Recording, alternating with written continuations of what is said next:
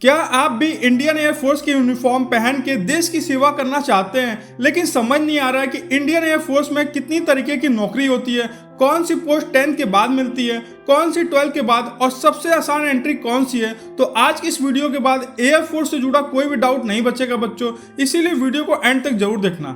सबसे पहले समझते हैं कि एयरफोर्स क्या है। इंडियन एयरफोर्स यानी IAF भारत की एयर डिफेंस फोर्स है। इसका काम है देश की हवाई सुरक्षा करना, इमरजेंसी रेस्क्यू करना, डिजास्टर रिलीफ और जरूरत पड़ने पे दुश्मनों पे हवाई हमला करना होता है बच्चों।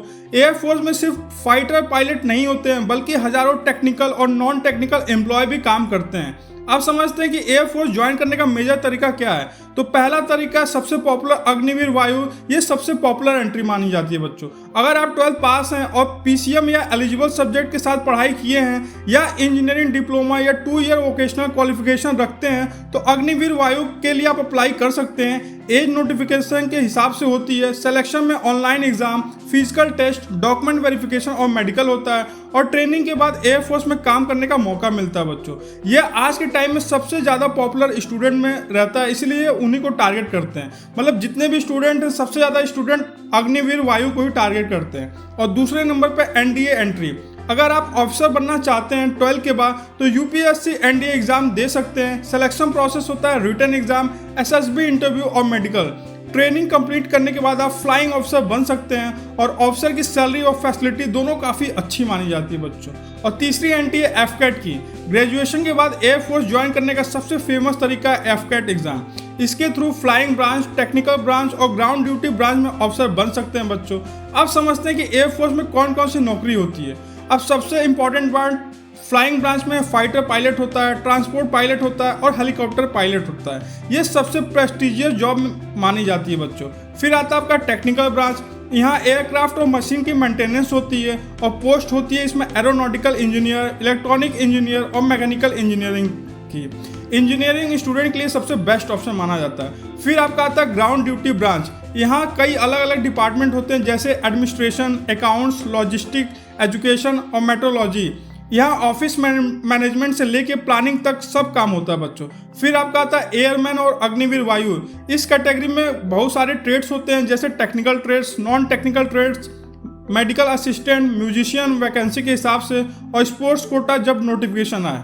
तो बच्चों आप समझते हैं कि 10 पास एयरफोर्स ज्वाइन कर सकते हैं या नहीं। तो बहुत लोग पूछते हैं कि क्या सर मैं 10 पास करने के बाद एयरफोर्स ज्वाइन कर सकता हूं। तो देखो बच्चों, डायरेक्ट एयरफोर्स में एयरमैन की रिक्रूटमेंट अधिकतर 12th या उसके इक्विवेलेंट क्वालिफिकेशन मांगती है, लेकिन कभी कभी कुछ सपोर्ट स्टाफ या सिविलियन वैकेंसी अलग से निकलती है। लेकिन रेगुलर एयरफोर्स जो एयरमैन की भर्ती होती है वो 12 पास होना उसमें कॉमन रिक्वायरमेंट होती है। लेकिन 10 पास के बाद आपका सिविलियन वैकेंसी और सपोर्ट स्टाफ की ही बस वैकेंसी आती है। मतलब कहने का कि जो पॉपुलर वैकेंसी है वो 12 पास के बाद ही मिलती है आपको। अब सबसे आसान एंट्री कौन सी है।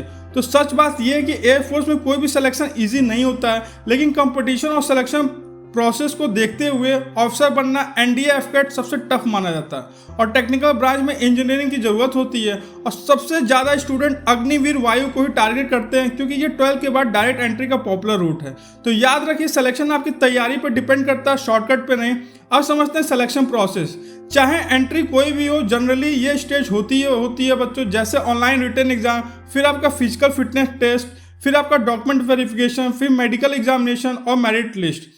तो मेडिकल स्टैंडर्ड एयरफोर्स में काफ़ी स्ट्रिक्ट होती है बच्चों, इसलिए इस पर आप ध्यान देना। अब सैलरी कितनी मिलती है। तो अगर अग्निवीर वायु की ट्रेनिंग और सर्विस के दौरान फिक्स पैकेज और अलायंस मिलता है, और जो परमानेंट ऑफिसर की सैलरी लाखों तक जा सकती है एक्सपीरियंस और रैंक के हिसाब से।